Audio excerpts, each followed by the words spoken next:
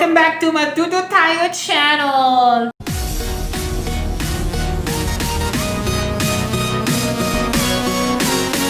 And today's video, no, atong istoryahan ng sao nato pag multiply o divide sa fractions and mixed numbers. Okay? Sa mga estudyante diha nga wala pa kabalod sa pag multiply o divide sa parents, sa mga elementary parents, this is your chance to learn na. Okay? View the video. And sa mga mag-take ng civil service exams, labi na katong mga estudyante ka nakalimutan sa pag-multiply o divide sa fractions, this is your chance to learn again by Teacher Jun. Okay, so we're going to start. So, kani siya. First, unsaon na ito pag-multiply og fraction? Suppose natin fraction nga 2/3 times 3/5. So, nalang tayo tulo ka steps nga i-follow. Una nga step, atong i-multiply daw ang duha ka numerators. Then isulat po nato ang answer dito pod sa numerators atong final answer. Unsa una? Ingani. Unsa man atong numerators diri sa atong duha ka fraction? 2 ug 3. So i-multiply lang nato sila. 2 times 3 that equals to 6. Second step, i-multiply po nimo ang duha ka denominators. So ang duha ka denominators nato sa atong example kay 3 ug 5. So 3 times 5 that equals to 15. So atong answer kay 6/15. Ang final step, kung pwede pa gani ma-reduce ang imuhang fraction, dapat imo na siyang i-reduce kay mao na rules sa mathematics nga isulat gyud nato ang answer sa simplest nga form. So how to reduce the fraction? Sa previous video ito nang i-discuss. Pangitaon lang nato ang greatest common factor or GCF sa 6 ug 15. Sa 6 ug 15 ang GCF ana kay 3. So i-divide nato sila sa ilahang GCF, 6 divided by 3 and 15 divided by 3. The final answer now is 2/5. Pwede pa ba nato ma-reduce ang 2/5? Dili na. So the final answer is 2/5, meaning to say 2/3 times 3/5, the answer is 2/5. Okay? Sunod.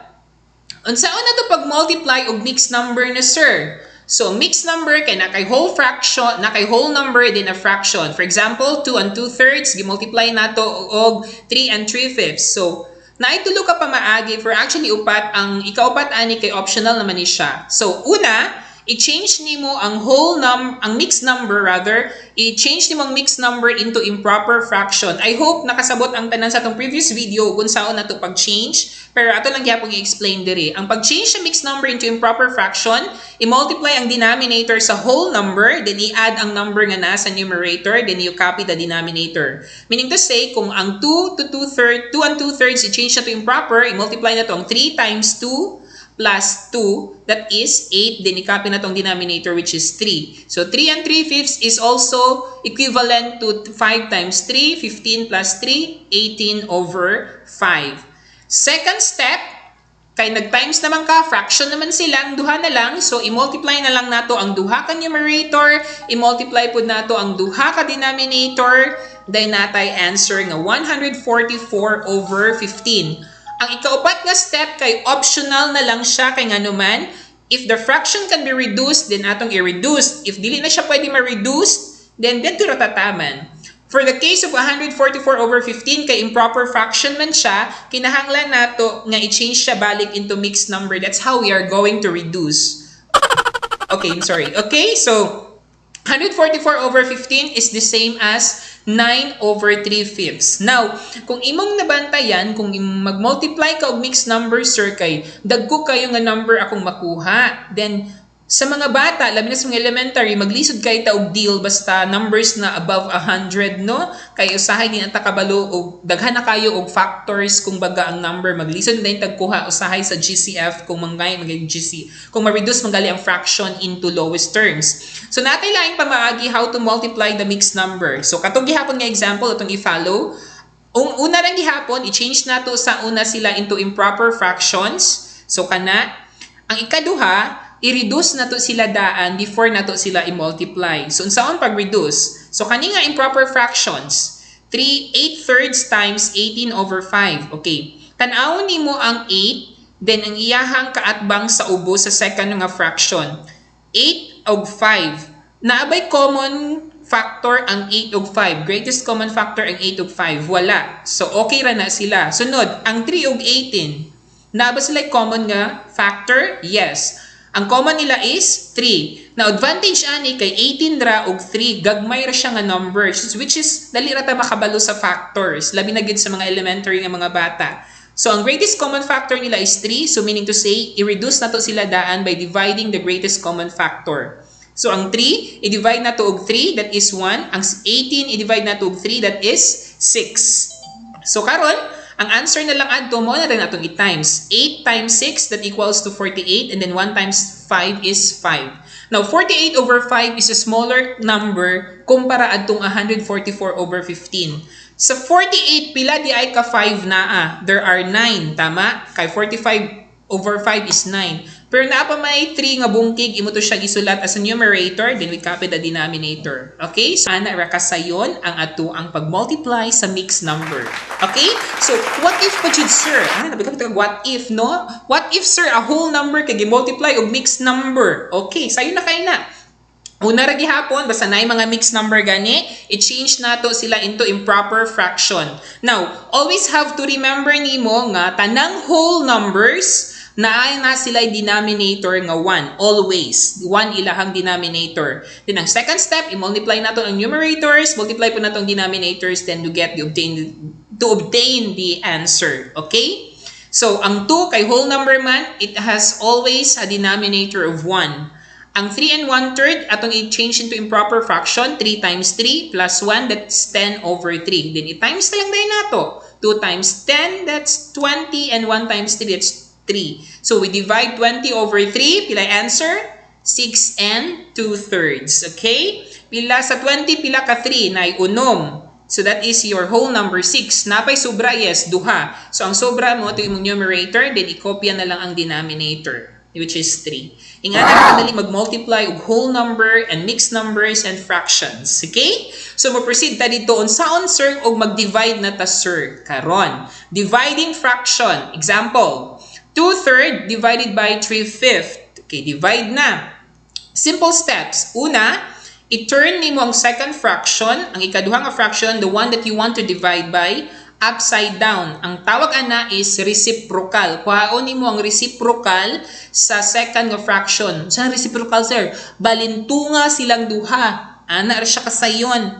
Okay, so una, 2/3. First fraction man nato na. Ang second fraction kay 5/3.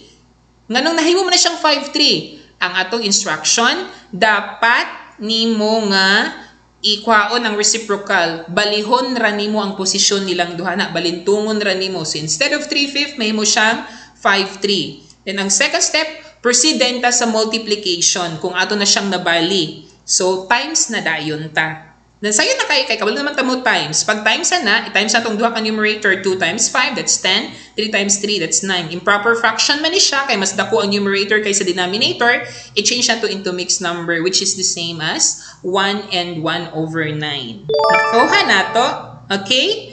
So, napatay example. So, what if mag-divide na ko karon og mixed numbers? Okay. Pareho ra gyapon tag first step sa mag-multiply ta. I-change na to ang mixed number into improper nga fraction. Kaduha, muna first step. So, 2 and 2/3, that's the same as 8 over 3. Pag-change na to improper fraction. Ang 3/5, that's the same as 18 over 5. Next, pag-divide gani, sa to step, kung fraction na, atong bakwaon ng reciprocal sa second nga fraction. Second fraction na to kay 18 over 5, the one that we want to, kung baga, sa basics sa mathematics elementary, ang divisor. Ano man yung divisor? Ang second fraction. Atong kwaon ang reciprocal. Okay, reciprocal, balihon na to ang 18 over 5. And then we proceed to multiplication. So, 8 over 3. Kwaon na tong reciprocal sa 18/5, that becomes 5 over 18. And then mo proceed ta sa times. So, ato na rin i-times. Dali na kayo, no? Before ta mo times di ay, kay napamantay, katong akong gingon ninyo nga mas madali para mag-deal ta og lower number, lower value. So, ang 8 ug 18 kay pwede pa dahil nato ma-reduce. Unsa may greatest common factor nila? Natay, pwede ma-divide og 2. So, kung ato i-divide og 2, ang 8 mahimong 4, ang 18 mahimong 9. Okay? So, ato na dahil i-times. 4 times 5, that becomes 20, and 3 times 9 is 27.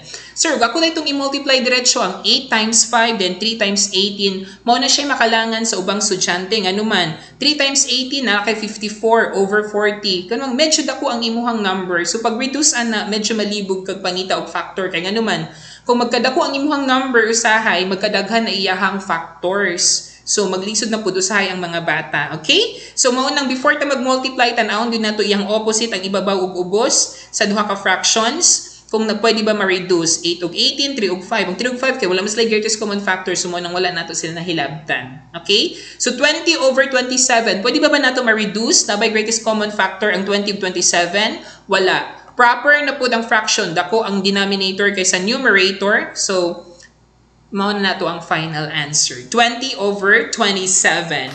That's how we divide mixed number. Okay. What if, sir? Ang mixed number, sir, kay gi-divide na ko og whole number. Okay.